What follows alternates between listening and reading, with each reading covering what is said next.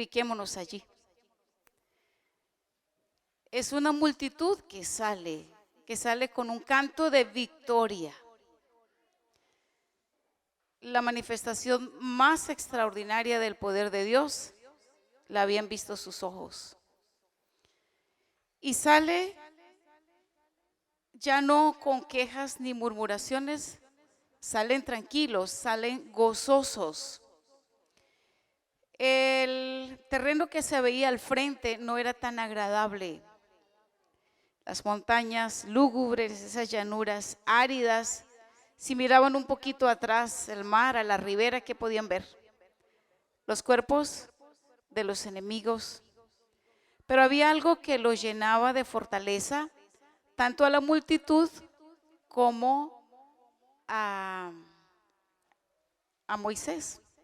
Era que delante de ellos iba ¿quién? Una nube, ¿cierto? Y el Señor guiándolos a través del desierto. Todo estaba muy bien, pero camino de 3 días, ¿qué pasó? Camino de 3 días nada más después de salir del Jordán. Revisaron sus cantimploras, sus vasijas de agua y la provisión estaba agotada. Es más fácil pasar hambre que pasar sed, ¿verdad? Y ellos se encuentran que no hay agua, caminan con su lengua seca, ansiosos de encontrar un lugar. Y Moisés, el siervo del Señor, que ya antes había recorrido esa tierra, sabía que se acercaban a un lugar donde había fuente de aguas, pero esas aguas eran malas. Y contempló con un poco de ansiedad la nube para ver si se desviaba, quizás para otro lugar que no fuera. Pero ahí siguió la nube y ellos seguían la nube. Era lo que habían aceptado como la conducción del Señor. De pronto se escucharon los gritos. Agua resonaba por todos los lados. ¿Y qué creen que pasó? Corrieron los niños a esa palabra, corrieron los niños, los adultos, los jóvenes a buscar agua para refrescar su sed. Y qué chasco, qué decepción. El agua amarga. Así que en su horror y desesperación empezaron a reprochar a Moisés, que los había dirigido por ese camino, pero realmente quien los había dirigido, ¿quién era? Dios. A ellos se les olvidó hacer algo que Moisés sí no olvidó: clamar a Dios en medio de la necesidad y de la prueba. Moisés oró y el Señor le indicó qué debía hacer. Cortó un árbol, lo echó en las aguas y estas aguas allí se endulzaron y pudieron saciar esa sed. Señor les dio una promesa muy hermosa allí que nosotros la hemos repasado. Si oyeres, si escuchas atentamente la voz de tu Dios y haces lo recto delante de sus ojos y das oído a mis mandamientos y guardas todos mis estatutos, ninguna enfermedad de las que envía a los egipcios te enviaré a ti, porque yo soy Jehová, tu sanador. Bueno, ahí vamos. Quizás ustedes hasta aquí se están preguntando cómo hubiera actuado yo. Pero allí se quedaron un tiempito más. Se encaminaron hacia un lugar cercano que se llamaba Elim.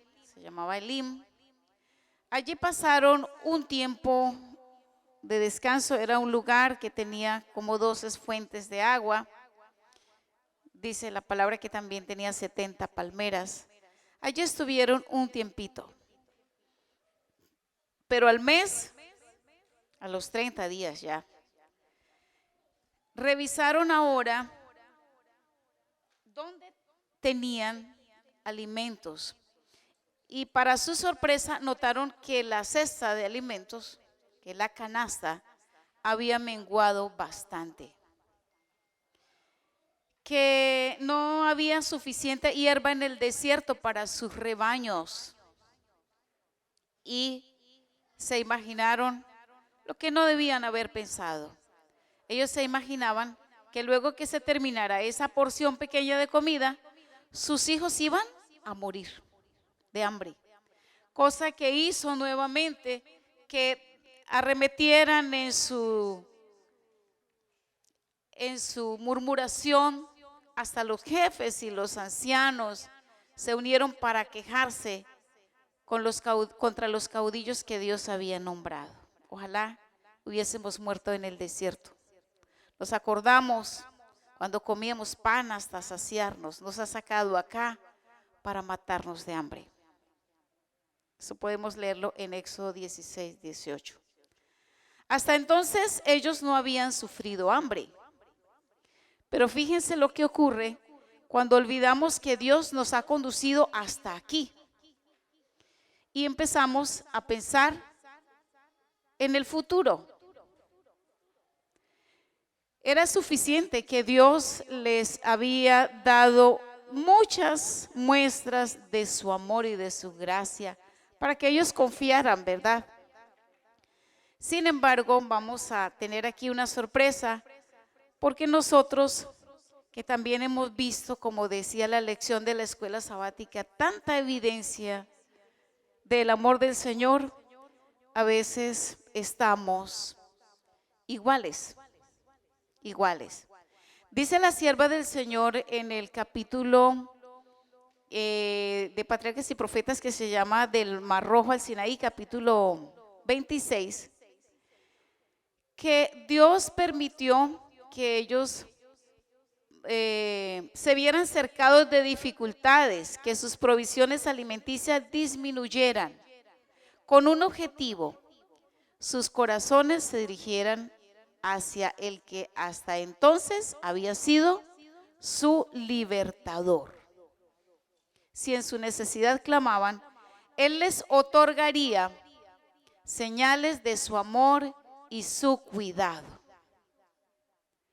El Señor había prometido ser su Dios, hacerlos su pueblo, guiarlos por una tierra buena, grande, pero siempre estaban dispuestos a desmayar ante el primer obstáculo.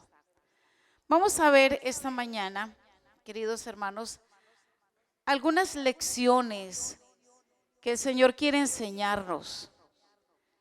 Si los israelitas se les hubiese dado la alimentación que tuvieron en Egipto, habrían manifestado el espíritu indócil que el mundo muestra hoy. Así que en este recorrido el Señor se proponía preparar a su pueblo en varios aspectos que ellos habían perdido. Y el primero de ellos que ocurrió fue, ¿qué cosa? Cambio de la alimentación, cambio de dieta. Se le agotaron las provisiones y clamaron a Moisés: ¿qué hacemos ahora? La palabra del Señor dice en Éxodo capítulo 16 que Jehová dijo a Moisés: yo haré llover, versículo 4, yo haré llover pan del cielo, y el pueblo saldrá y recogerá diariamente la porción de un día, para que yo lo pruebe si anda en mi ley o no. Dijo también Jehová en el versículo 8: os dará en la tarde carne para comer, y en la mañana pan hasta saciaros, porque Jehová ha oído vuestras murmuraciones con que habéis murmurado contra él. Porque nosotros, ¿qué somos? Vuestras murmuraciones no son contra nosotros, sino ¿contra quién? Contra Jehová. Así que Aarón habló a toda la congregación de los hijos de Israel. Ellos miraron hacia el desierto, y he aquí la gloria de Jehová apareció en la nube. El Señor le dijo, háblales, y nuevamente les repite que al caer la tarde comerían carne y por la mañana se saciarían de pan. Hermanos, el tipo de alimento tiene que ver en nuestra vida espiritual, ¿verdad? ¿Cómo nos afecta lo que comemos? La relación entre la mente y el cuerpo, dice la sierva del Señor, que es estrecha. Cuando una está afectada, la otra igualmente se afecta. Y definitivamente Dios, que es sabio, dio a su pueblo actual, que peregrina, que milita hacia la Canaán celestial, un mensaje precioso de salud. Algunas veces sí queremos oírlo y otras veces cuando choca con nuestro gusto personal, pensamos que más tarde vamos a entrar en obediencia. El Señor espera, y yo me alegro mucho que este año sea el año de la salud, que se están repartiendo muchos materiales acerca de nuevo estilo de vida. Alabo al Señor por los cambios que ya se han hecho en sus hogares y también en mi vida. Ojalá que no estemos desoyendo ninguno de ellos. Hay uno solo que quiero mencionar porque los demás son muy evidentes. Pero el azúcar, por ejemplo, ¿cómo estamos con el azúcar? ¿Sí? ¿Cómo estamos con el azúcar? Nos gustan mucho los jugos y le aplicamos buena cantidad de azúcar o los compramos con una cantidad llena de azúcar, de colorantes, de preservativos, que definitivamente afectan nuestra salud. Algunos todavía las sodas, quizás, no sé. Hermanos lindos, que el Señor obre, cambie nuestro gusto pervertido y que nos permita aceptar esa comida sana que ha dejado establecida en su santa palabra. Dice la sierva del Señor, el gusto de ellos se había pervertido. Dios quería restaurar su apetito a un estado de pureza y salud a fin de que pudieran disfrutar de los sencillos frutos que fueron dados a Adán y Eva en el Edén. El nombre de Dios no podía ser glorificado a menos que el pueblo que lo conocía como el Dios del cielo gozara de perfecta salud. Hermanos, y Dios también tenía el propósito de elevarlos. Dios tenía el propósito de ennoblecerlos. Dios tenía un puesto de honor para su pueblo entre las demás naciones. Debían ser cabeza en todo. Bueno, Dios los sustentó entonces, hermanos, con pan del cielo. La palabra del Señor menciona en el mismo capítulo que venida la tarde, versículo 13 de Éxodo 16, subieron codornices que cubrieron el campamento y por la mañana descendió rocío alrededor del campamento. Y cuando el rocío cesó de descender sobre la faz del desierto, una cosa menuda, redonda, como una escarcha sobre la tierra. Y viéndolo los hijos de Israel se dijeron unos a otros, ¿qué es esto? No sabían qué era. Entonces Moisés le dijo, es el pan que Jehová os da para comer. Esto es lo que ha mandado. Recoged de él cada uno lo que pudiere comer, un gomer por cabeza, conforme al número de vuestras personas tomaréis cada uno para los que están en su tienda.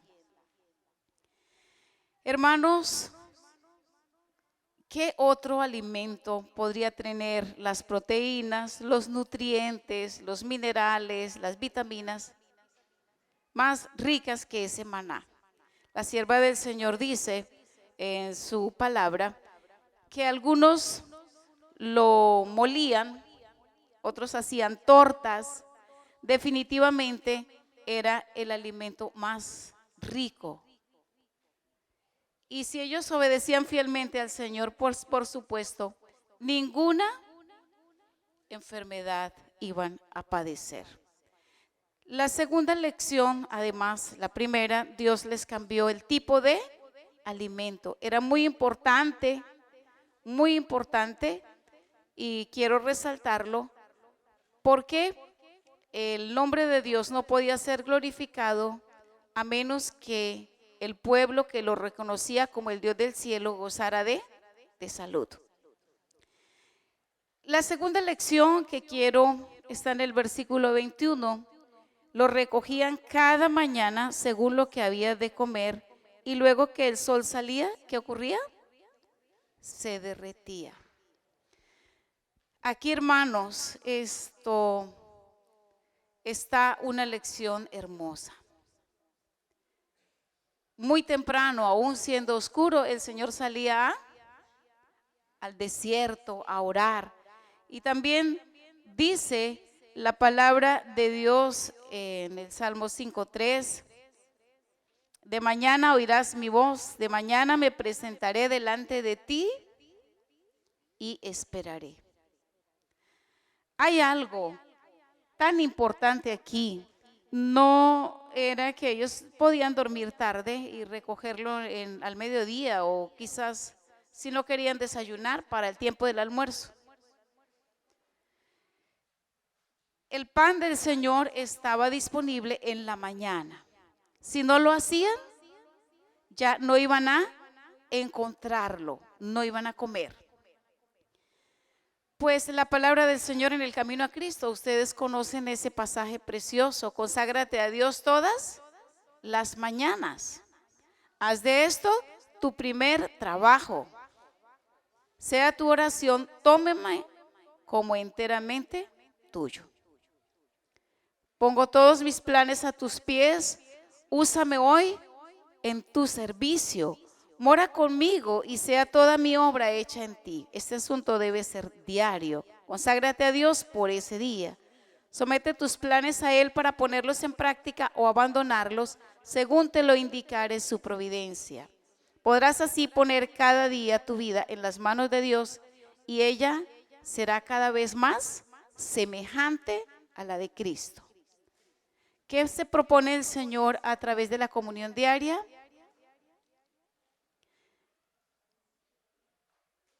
Que a través de la contemplación de Jesús en su palabra, nuestro carácter se haga semejante al carácter de Dios. Por eso es que es tan importante no dejar un día sin comunión con el Señor. Por eso es que es tan importante, antes de ver el rostro de los hombres, ver el rostro de Dios. La palabra del Señor lo llama la batalla de la fe. Pelea la buena batalla. ¿Por qué batalla? Porque es que la guerra es real. El enemigo sabe que estamos viviendo en un tiempo tan importante. La lección habla de la última semana de Jesús y su ministerio antes de consumar el plan de salvación en la cruz. Pero estamos viviendo, yo no sé, en esta semana escatológica, si el jueves o el viernes santo, ¿no? Estamos tan cerca de la venida del Señor, tan cerca, que necesitamos, por la gracia de Dios, clamar para que su carácter sea reproducido en nuestras vidas y Él pueda venir a buscarnos como sus hijos. Testimonios para Iglesia, tomo 7, página 46. Cada mañana consagrados a Dios con vuestros hijos. No contéis con los meses ni los años, no os pertenecen, solo el día presente es vuestro. Durante sus horas trabajad por el Maestro como si fuese vuestro último día. Presentad todos vuestros planes a fin de que, ante Dios, a fin de que Él os ayude a ejecutarlos o abandonarlos según lo indique su providencia.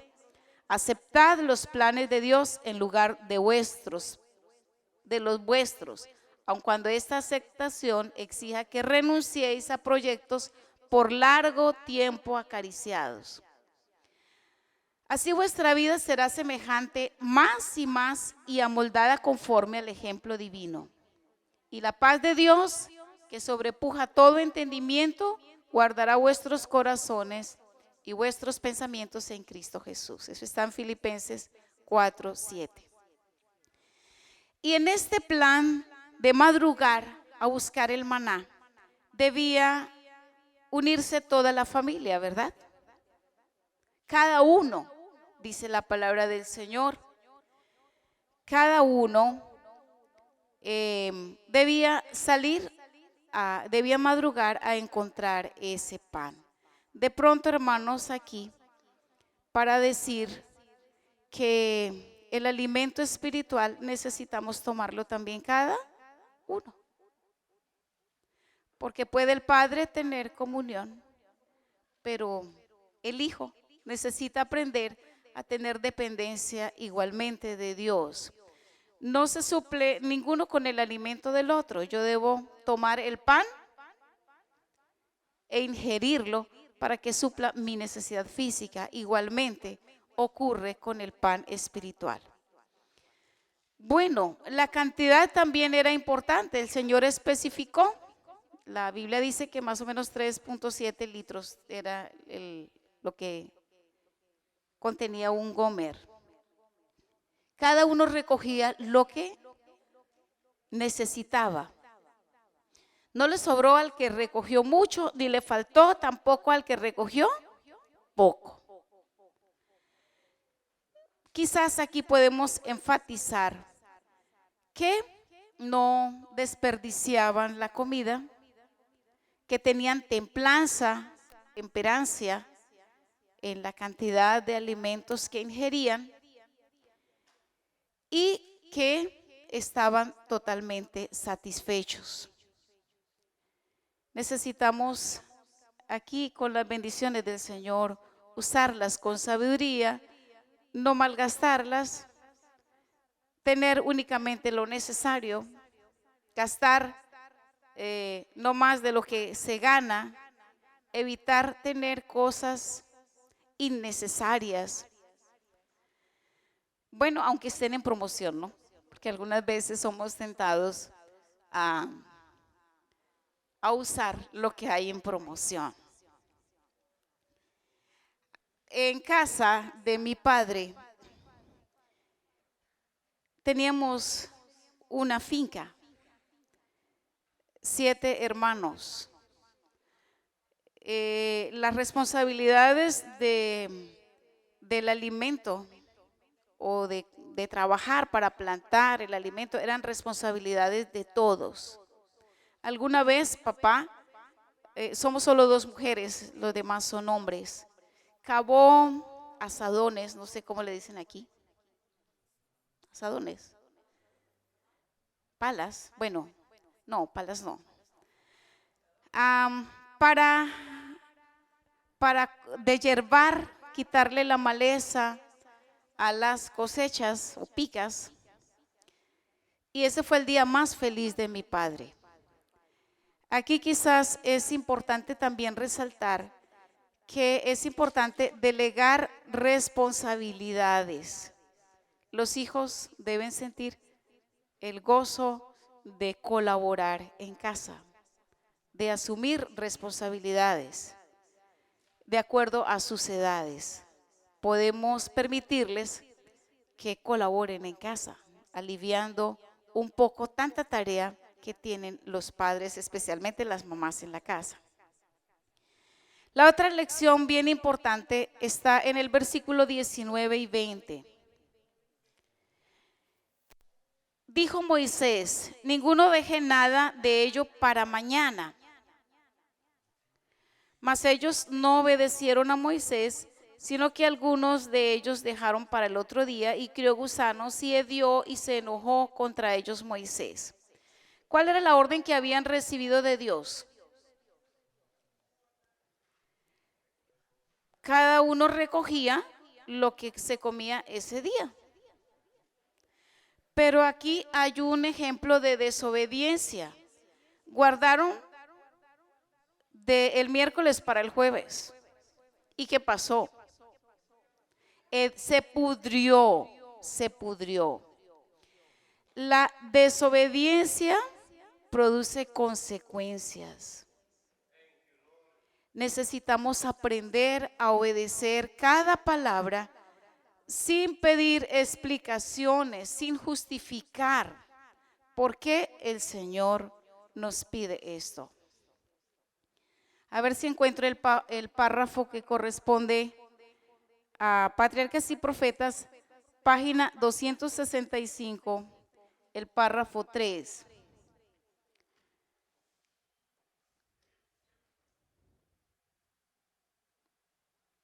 Bueno, voy a leer el párrafo 2. Dios no había olvidado las necesidades de Israel y Moisés le aseguró a la congregación que esas necesidades estarían satisfechas.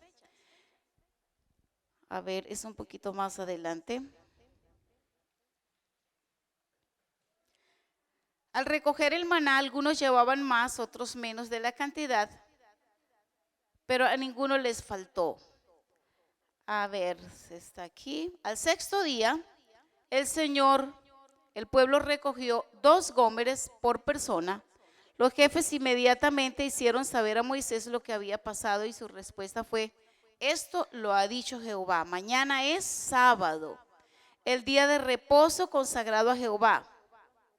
Lo que tengáis que cocer, cocedlo hoy, y lo que tengáis que cocinar, cocinadlo, y todo lo que os sobrare, guardadlo para mañana. Así lo hicieron y vieron que no se echó a perder. Qué diferente cuando obedecemos al Señor. La prueba de verdadera humildad y dependencia del Señor es que no litigamos con su palabra, sino que si Dios lo dijo, lo vamos a obedecer. Bien, en el sexto día recogen doble porción.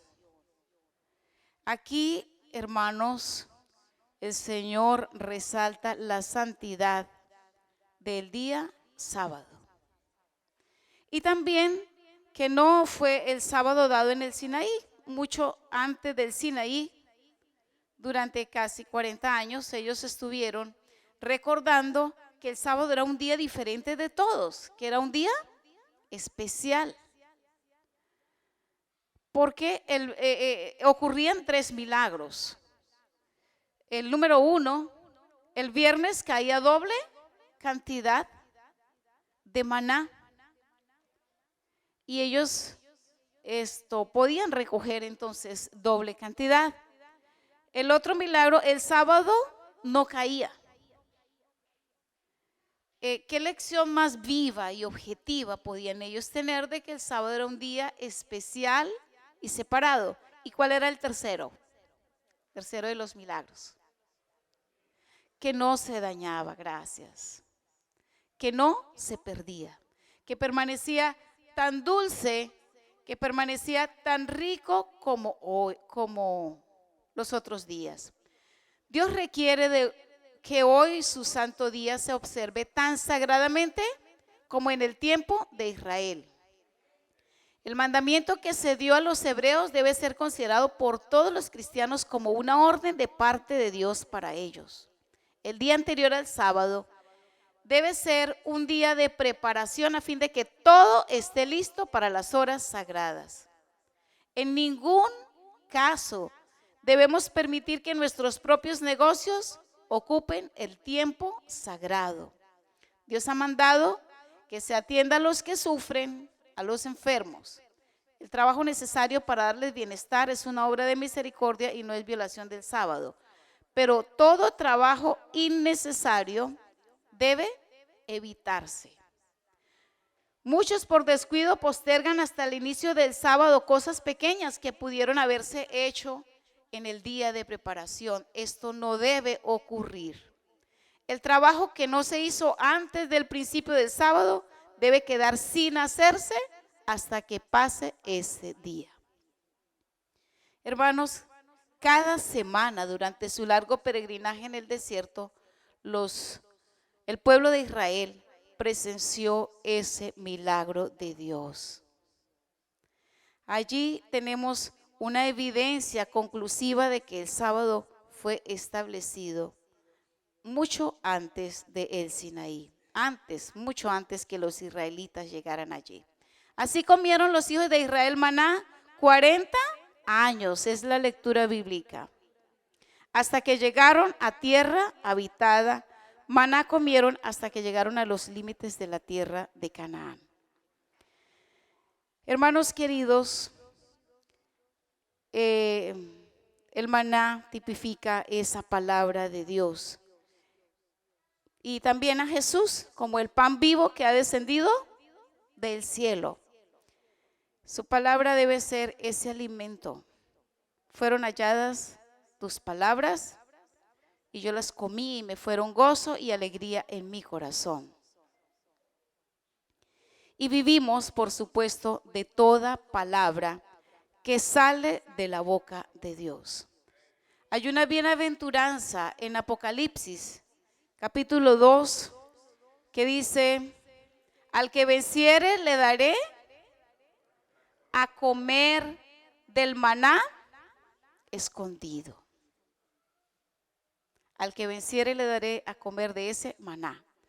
Pero mientras el Señor nos introduce al reino, necesitamos alimentarnos aquí en la tierra de ese pan espiritual, de ese pan de vida. Hermanos, somos esa iglesia que milita y el Señor desea introducirnos a la tierra nueva, ya no a la Canaán terrenal. Permitamos por su gracia hacer reformas en nuestro estilo de vida, que nuestra mente esté clara, que los mensajes de Dios puedan traspasar, ¿verdad?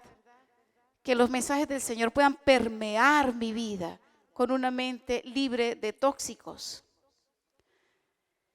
Hermanos, que establezcamos una relación estrecha de dependencia del Señor cada día. Que tengamos, hermanos, la firme voluntad de hacer la voluntad de Dios. Quizás debíamos orar: Señor, fortalece mi voluntad o dame voluntad para hacer tu voluntad, sin poner excusas. Hermanos queridos, que podamos observar cómo el Señor ha establecido ese día precioso y podamos enseñarlo también a otros. Es el día que el Señor ha escogido como una señal de su pueblo fiel. Estamos en este camino y Dios quiere introducirnos a la Canaán celestial. Tengamos como firme propósito dejarnos conducir. Ya no está la nube, pero está la palabra. Depongamos toda murmuración. Aprendamos que como Dios nos ha conducido en el pasado, nos conducirá en el futuro. No estemos con dudas ni angustias. El Señor siempre ha sido fiel a su palabra y lo será también en este último tiempo. Vendrán terribles pruebas y dificultades, pero no olvidemos que detrás de las nubes el sol sigue brillando. El cielo permita que para honra y gloria de Dios, para que Él pueda ver el fruto de su esfuerzo, cada uno de nosotros esté listo y apercibido para su venida. Amén.